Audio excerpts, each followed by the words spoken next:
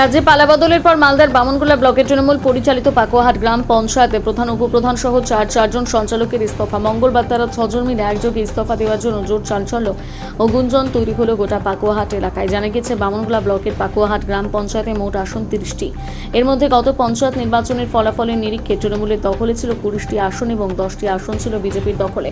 এর মধ্যে রাজ্যে ঘটেছে পালাবদল। তৃণমূলকে কার্যত ধরাশায়ী করে রাজ্যে বিপুল সংখ্যা গরিষ্ঠত্ব নিয়ে ক্ষমতায় আসে বিজেপি।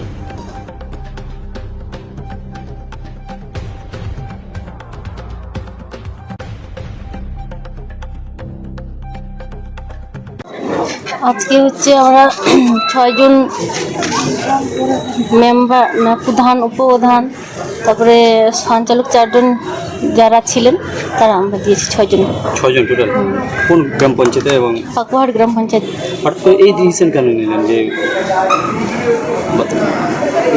রিজাইন? আমাদের উন্নয়নের স্বার্থে, যে আমাদের পারিবারিক আর কি সমস্যার কারণে আমরা। আচ্ছা, এই পঞ্চায়েতটা কোন দখলে ছিল, কার দখলে ছিল? আমাদের টিএমসি। আপনারা কি দল ছেড়ে দিচ্ছেন আগামী দিন? না, মানে রিজাইন নিজে ইচ্ছে দিলেন?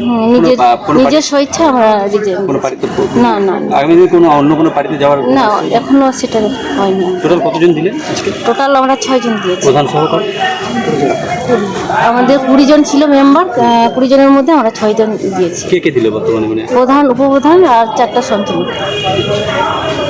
আপনার নাম ও পরিচয়? সোনামণি দেবী। আপনি বর্তমানে প্রধান ছিলেন? বর্তমানে আমি প্রধান ছিলাম। পাকুয়াহাট গ্রাম পঞ্চায়েত। কোন গ্রাম পঞ্চায়েত? পাকুয়াহাট গ্রাম পঞ্চায়েত। আমাদের পাকুয়া জিপি 20 জন মেম্বার ছিল, তার মধ্যে 6 জন প্রধান, উপপ্রধান আর 4 জন সঞ্চালক। এরা আজকে ইস্তফা দিল। হ্যাঁ, সামনে উন্নয়ন যাতে হয়, পাকুয়ার লোক যাতে সার্বিক উন্নয়ন হয় পায়, তার জন্য আমরা স্বেচ্ছায় সবাই মিলে ডিসিশন নিয়ে আমরা আজকে বিডিওর কাছে, আমরা তৃণমূলের দখলে ছিল 20 জন মেম্বার আর বিজেপির 10 জন ছিল, আমরা স্বেচ্ছায় আমরা আজকে বিডিওর কাছে ইস্তফা। কতজন দিলেন? আপাতত 6 জন। হঠাৎ করে এই মনোভাব কেন? আমরা দেখছি যে আমরা তো সরকার পরিবর্তন হয়েছে, আমরা উন্নয়নমূলক কোনো কাজ করতে পারবো না। আশা করি আমাদের হাত ধরে, সরকারের হাত ধরে আমরা যেন উন্নয়ন কাজ করতে পারি, তা আশা রাখছি আর কি। পাকুয়াবাসী উন্নয়নমূলক কাজ পাবে। তাহলে কি মানে গত সরকার থাকাকালীন কোনো উন্নয়ন হয়নি? হয়েছে, কিন্তু আমরা যেটা হওয়ার কথা ছিল পারিনি, দিতে পারিনি সার্বিক। আশা করি এর থেকে আরও ভালো পারবো করে দিতে সরকারের হাত ধরে। আগামী দিনে কি বিজেপি বা অন্য দলে যাওয়ার? না, আমরা এখনও চিন্তা ভাবনা করিনি। 20 জনের মেম্বার আমরা এখনও চিন্তা ভাবনা করিনি।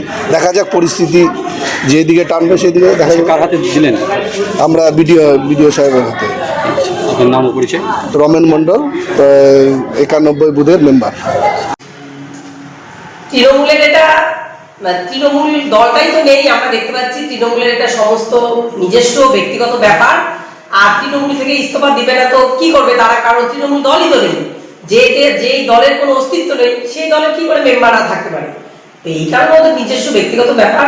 এখন তারা ইস্তফা দিয়েছে, সেটা একদম সমস্তটাই তাদের ব্যক্তিগত। আগামী দিনে বিজেপিতে কি নেওয়া হবে তাদের? আগামী দিনে বিজেপিতে নেওয়া হবে কি না হবে এগুলো আমরা বলতে পারি না, কারণ আমাদের পার্টিটা প্রেসিডেন্সিয়াল পার্টি। আমাদের পার্টিতে সভাপতিরা যে অর্ডার দেয় সেই অনুসারে কাজ হয়।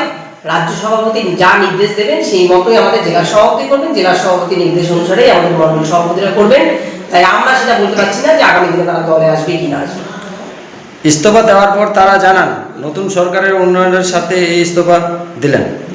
হ্যাঁ, এটা তো অবশ্যই, কারণ নতুন সরকার যে হারে কাজ করে যাচ্ছে, মাত্র যে সরকারের 2 মাসও হয়নি, 2 মাসের মধ্যে যত উন্নয়নমূলক কাজ করে গেছেন, সরকার করছেন, তো নতুন সরকারের সাফল্য তো অবশ্যই এর মধ্যে আছে। নতুন সরকারের কাজের স্বার্থে সবাই এটা বলবে।